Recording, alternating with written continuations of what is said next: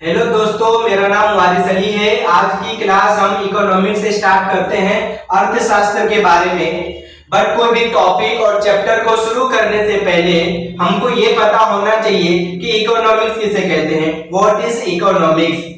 तो आज की वीडियो में हम इकोनॉमिक्स का एक बेसिक इंट्रोडक्शन से हम अपनी क्लास को स्टार्ट करते हैं।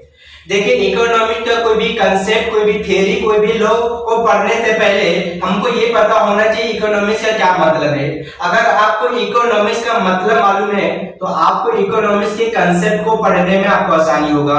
तो इकोनॉमिक्स को समझने के लिए हम एक छोटे से एग्जांपल लेते हैं। सपोज आपको किसी ने 5000 रुपीज दिया और आपसे ये कहा गया कि आपका एक महीने का जितना भी एक्सपेंडिचर है वो सिर्फ आपको 5000 रुपए में पूरा करना है।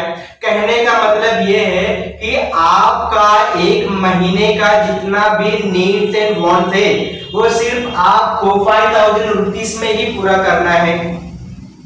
मतलब ये है कि आपको अपनी 5000 रुपए में ही अपनी सारी जरूरतों को सेटिस्फाई करना है। तो हमको ये बताइए, आपको पैसा ज्यादा दिया गया है कि लिमिटेड पैसा दिया गया है? तो ऑब्वियस है, यहाँ हमारे पास लिमिटेड पैसा है। उस लिमिटेड पैसे में ही अपनी सारी नीड्स एंड वांट्स को सेटिस्फाई करना है। तो सबसे पहले मैं काम क्या करूंगा, इस 5000 रुपीस को मैं क्या करूंगा, एलोकेशन करूंगा, डिस्ट्रीब्यूशन करूंगा, इसका बंटवारा करूंगा अपने नीड्स एंड वांट्स के बेसिस पे। मतलब क्या है कि 5000 रुपए को मुझे एलोकेशन करना है अपने नीड्स एंड वांट्स के बेसिस पे।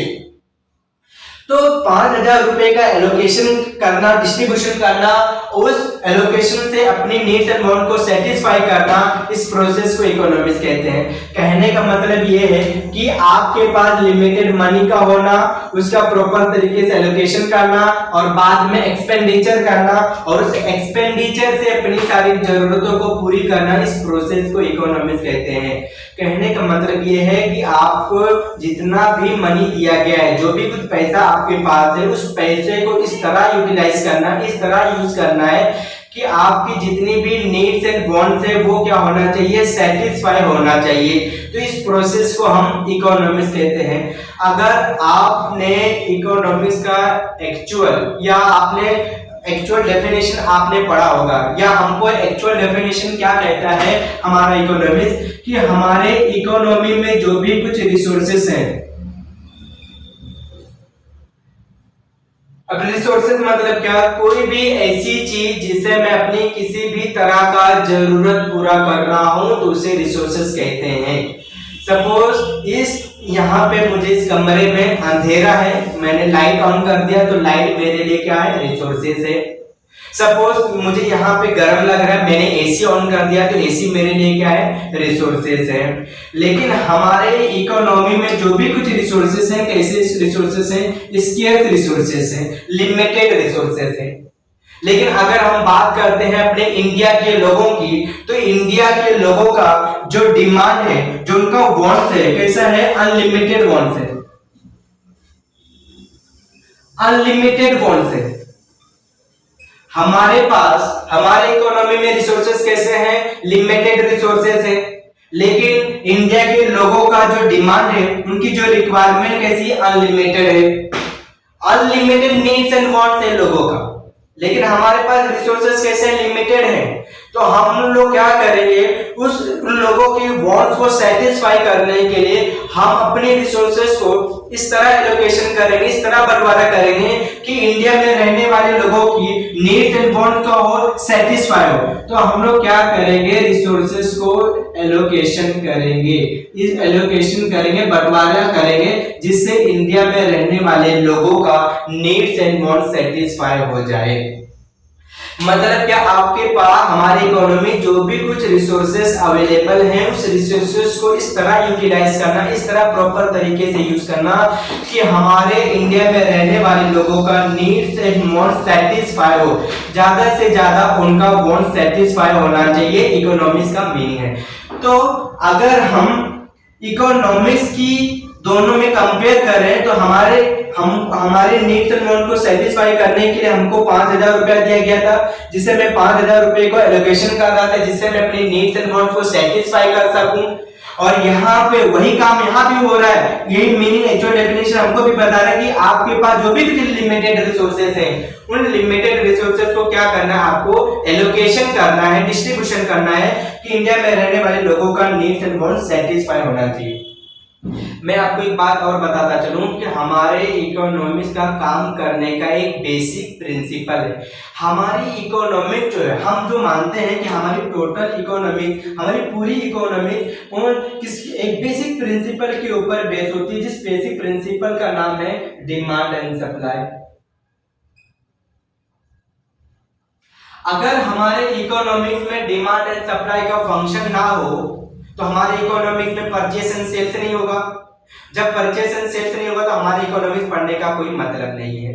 ऐसा मैं क्यों कह रहा हूं? क्योंकि हमारा इकोनॉमिक्स क्या कहता है हमसे कि आपके पास जो भी कुछ रिसोर्सेस है, लिमिटेड रिसोर्सेस को आपको एलोकेशन करना है जिससे लोगों की नीड्स एंड वांट्स सेटिस्फाई हो। तो इंडिया में रहने वाले लोगों का कुछ डिमांड है। सपोज अगर इंडिया में रहने वाले लोगों का डिमांड ही ना हो तो हमें क्या सप्लाई करने की जरूरत है क्या? नहीं। तो हमें क्या बेफिजूल बेवजह अपने रिसोर्सेज को एलोकेशन की करने की जरूरत है क्या? नहीं। हमारे इंडिया में लोगों का कुछ डिमांड है, उस डिमांड को पूरा करने के लिए हमारे पास जो रिसोर्सेज है लिमिटेड है, इसलिए हम लोग क्या करते हैं, लिमिटेड रिसोर्सेज को प्रॉपर तरीके से एलोकेशन करते हैं। इसलिए डिमांड एंड सप्लाई हमारे इकोनॉमी में एक बेसिक प्रिंसिपल जिसके बेस पे काम करता है। देखिए हमारे इंडिया में रहने वाले लोगों का डिमांड है, उस डिमांड को हम कैसे पूरा कर सकते हैं? सप्लाई करके। और सप्लाई को पूरा करने के लिए हमारे पास क्या मौजूद है? रिसोर्सेज हैं। तो इंडिया में लोगों का डिमांड है, इस डिमांड इसलिए हम उनको सप्लाई करने के हमारे पास रिसोर्सेस हैं। उस रिसोर्सेस को हम लोग क्या करते हैं? सप्लाई करते हैं जिससे लोगों के नीड्स एंड वांट्स क्या हो? सेटिस्फाई हो। इसलिए हमारे इकोनॉमिक्स में डिमांड एंड सप्लाई का एक बेसिक प्रिंसिपल है, बहुत मोस्ट इंपॉर्टेंट फंक्शन है जो हमारे इकोनॉमिक्स में डील करता है। और ये सारे प्रोसेस को या हमें इकोनॉमिक्स के बारे में पता है किसने, या मीनिंग हमको किसने दिया? तो हमारे इकोनॉमिक्स की शुरुआत एक फेमस बुक से हुई थी। उस फेमस बुक का नाम है वेल्थ ऑफ नेशन। इसके राइटर कौन थे? Adam Smith. तो आज से कहीं भी कभी भी किसी भी टाइम अगर आपसे ये पूछा जाए कि फादर ऑफ इकोनॉमिक्स कौन है तो आपको एडम स्मिथ का नाम ध्यान में रखना है। आपको फादर ऑफ इकोनॉमिक्स पूछा जाए तो आपको किसका नाम ध्यान में रखना है? एडम स्मिथ की। ये बुक्स कब आई थी? 1776 में। मैं आपको और एक बात बताता चलूं कि हम इकोनॉमिक्स को दो पार्ट में डिवाइड करके पढ़ते हैं। हम इकोनॉमिक्स को दो पार्ट में डिवाइड करके पढ़ते हैं। एक इकोनॉमिक्स का नाम है माइक्रो इकोनॉमिक्स, दूसरे का नाम है माइक्रो इकोनॉमिक्स।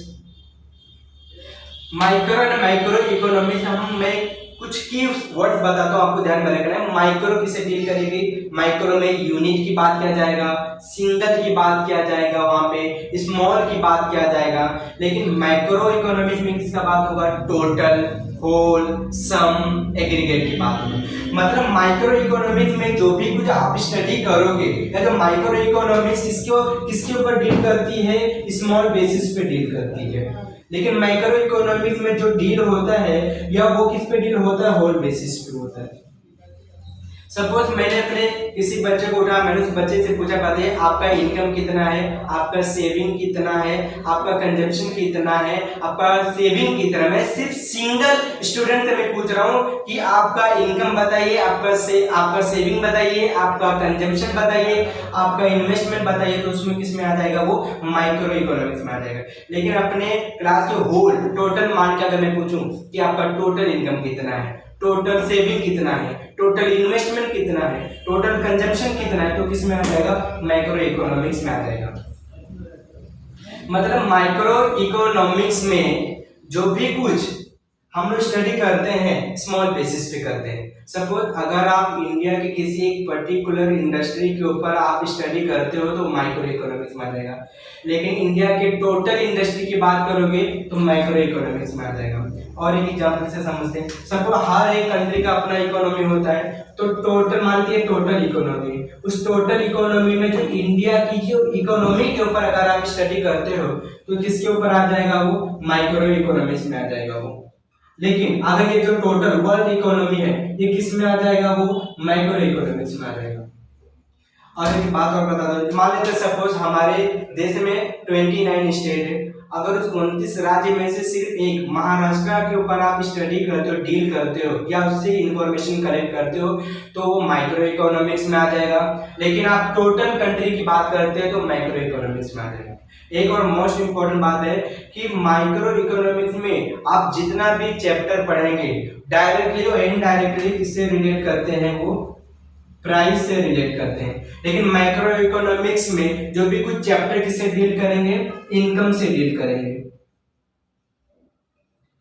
माइक्रो इकोनॉमिक्स में जो चैप्टर किससे डील करते हैं, प्राइस से डील करते हैं। माइक्रो इकोनॉमिक्स में जो अधिकतर चैप्टर आप अगर आप पढ़ोगे तो वो इनकम से डील करते हैं।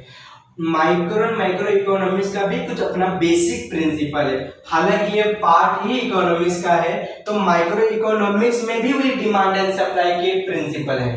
बट यहाँ पे हम लोग individual demand and individual supply की बात करते हैं, लेकिन माइक्रो इकोनॉमिक्स में हम लोग aggregate demand and aggregate supply की बात करते हैं।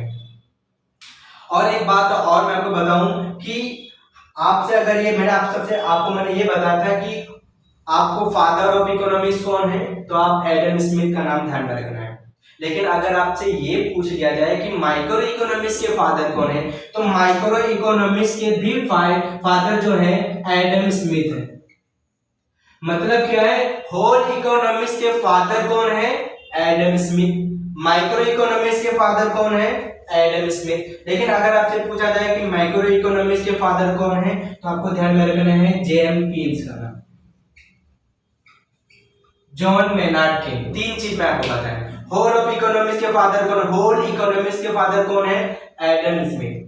माइक्रो इकोनॉमिक्स के फादर कौन है, एडम स्मिथ, इनका भी नाम ध्यान में रखना है। लेकिन अगर आपसे पूछा जाए माइक्रो इकोनॉमिक्स के फादर कौन है, तो जेएम कीन्स का नाम आपको ध्यान में रखना है।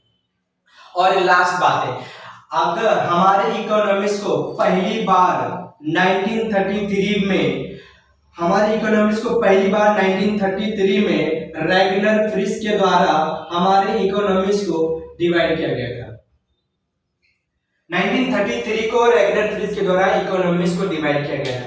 तो इस वीडियो में मैंने आपको बताया हुआ कि इकोनॉमिक्स किसे कहते हैं, अर्थशास्त्र किसे कहते हैं, इकोनॉमिक्स को कितने पार्ट में डिवाइड करके पढ़ते हैं मैंने आपको बताया, माइक्रो एंड मैक्रो में पढ़ते हैं। मैंने आपको ये बताया कि माइक्रो फादर ऑफ इकोनॉमिक्स कौन है, ये मैंने आपको बताया। आपको मैंने ये भी बताया कि हमारे इकोनॉमिक्स को पहली बार कब डिवाइड किया गया था, 1933 में रैगनर फ्रिश के द्वारा। तो अगर आप इस वीडियो आपको इन्फॉर्मेटिव लगा है, अगर आपको वीडियो पसंद आया है, तो आप हमारे वीडियो को लाइक शेयर एंड सब्सक्राइब करें और बेल आइकन को जरूर प्रेस करें, जिससे आपको हर एक वीडियो का आपको नोटिफिकेशन जल्द से जल्द मिले।